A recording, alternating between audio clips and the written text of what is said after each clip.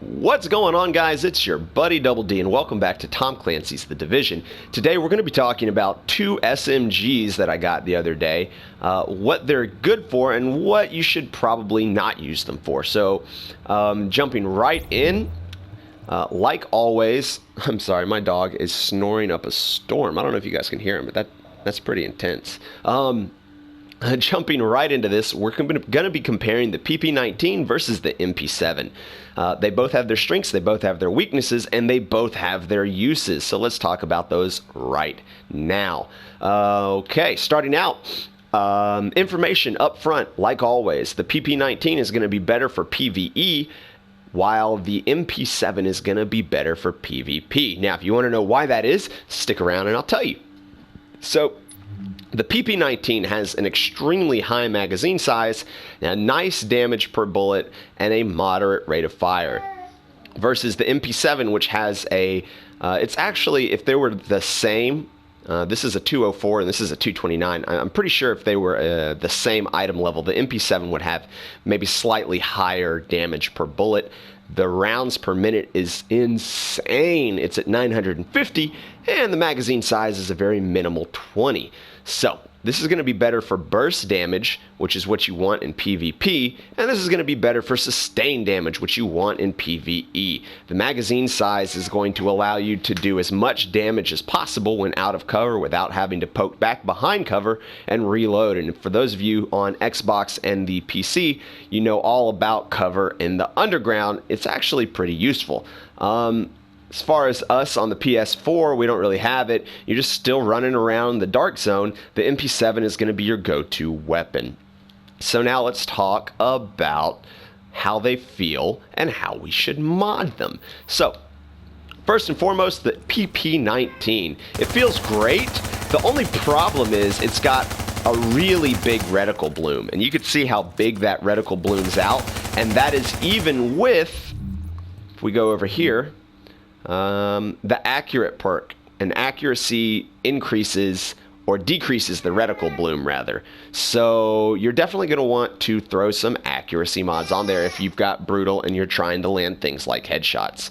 And my daughter is being fussy because that's what babies do. I mean, you guys should be used to it at this point. She's in like every video. She might as well do them herself. I mean, minus that whole not being able to talk thing. So the MP7 is great. It's got a relatively smaller reticle bloom, and the main reason is because by the time the reticle starts to really bloom, you're out of bullets. The rate of fire makes for a lot of damage really quickly, thus the burst damage. So let's talk about mods. Now, I seem to have glitched through the wall. What? A glitch in the Division? No way. Alright, so for the MP7, for those of you who've been watching my videos from the beginning, you guys know that I live and die by rate of fire. However, that's right, there is a however. With the MP7 and the recent nerf to critical hit, it might not be a bad idea to put a magazine size with critical hit chance on there. The reason being, watch this. I'm going to put this rate of fire mag on here. And let's see, we've got 39 bullets now, but watch the insanity. That's not controlling any recoil. This is me attempting to control the recoil. Yeah. So it's pretty tough. It is nice to have, like I said, a ton of damage really fast, and if you can control it, great. But you also going to want that critical hit chance, and if you get a magazine, for example, no, those are flash hiders. Magazines, here we go. Like this one, for example, with 6.5 critical hit chance, that is going to be pretty nice.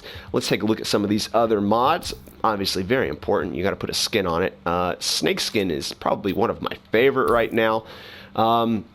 So let's take a look at some of these scopes. You can get some of the bigger scopes on here, and we've got accuracy and headshot damage, accuracy and critical hit chance, headshot damage and accuracy. Those of you who have been playing the game for a while, you know that accuracy falsely inflates your DPS. Headshot damage is obviously pretty nice, especially if you've got something like brutal. However, let's see, where is it? Here we go. If you can find a Russian red dot that has headshot damage and critical hit chance, Boom. That's the way you want to go. And we're going to go over here to the under barrel attachment. And I prefer stability and accuracy. It's going to jump me up to 124. Now, this is what I want you guys to pay attention to real quick. We can go here. We can go down here to this hip fire accuracy. And again, that is a false inflation of your DPS. Yeah, it's going to raise my quote-unquote paper DPS up to 130k, but that's just because it's counting hip fire accuracy too, which I don't know why they would do that. So I recommend stability and accuracy on the grip. And then here you've got your choice. You can do critical hit damage and accuracy. I've got critical hit chance and reduced threat. I prefer critical hit chance. Boom. So we're going to throw that on there. So if we take a look now, let's see what our critical hit chance is. It's not going to be very high, but still. So our critical hit chance is 36.5, which isn't that bad.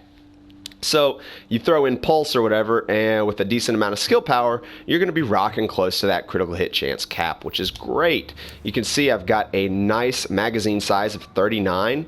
I can zoom in a little bit, make my cluster a little tighter, and I can just unload. It's very controllable, and I'm doing a lot of damage.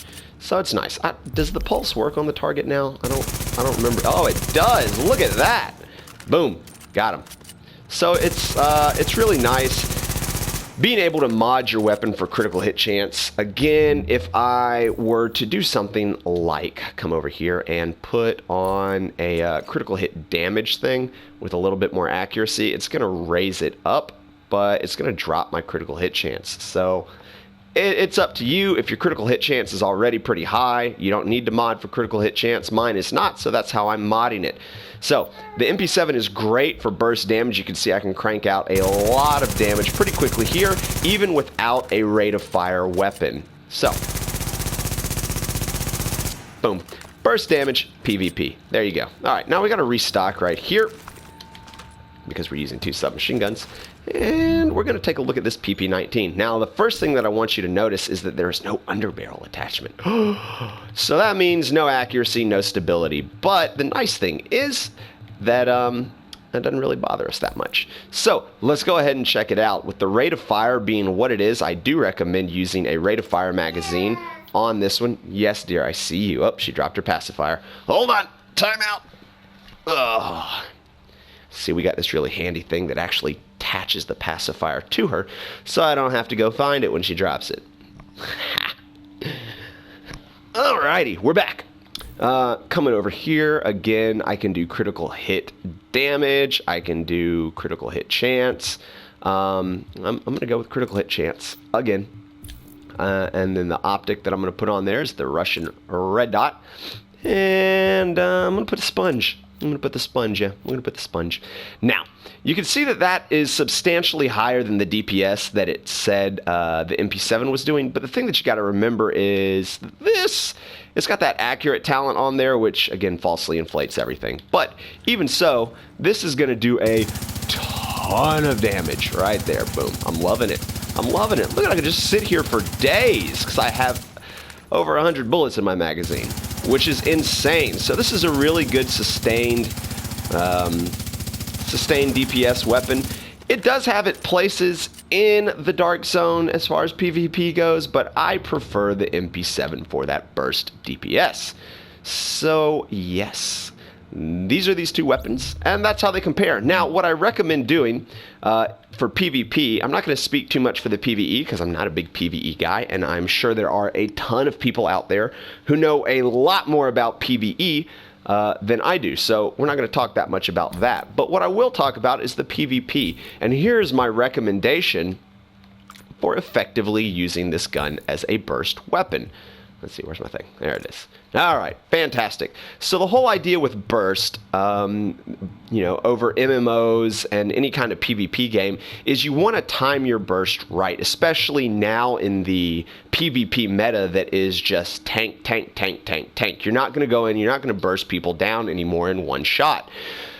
So what you need to do is you need to force some cooldowns from the other people. That means you need to force their heals and you need to force their medkits. And once those are on cooldowns, you have a very small window to set up some serious burst. And here's how I recommend doing it. Number one, you're going to want to get Sentry's Call set.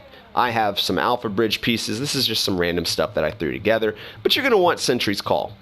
Number 2, you're going to want a shotgun. Number 3, guys, don't hate me too much, you are going to want a shock turret.